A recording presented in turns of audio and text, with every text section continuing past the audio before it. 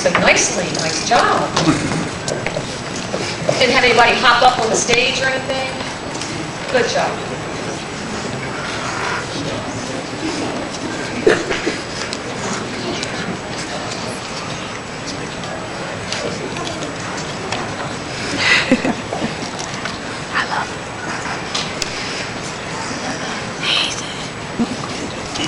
She's already nervous already.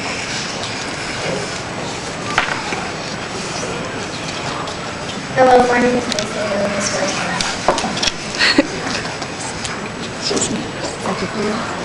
Macy, you did a good job. Don't you go anywhere, sweetheart. And you know what? You have our favorite name because we love to go to Macy's. I do.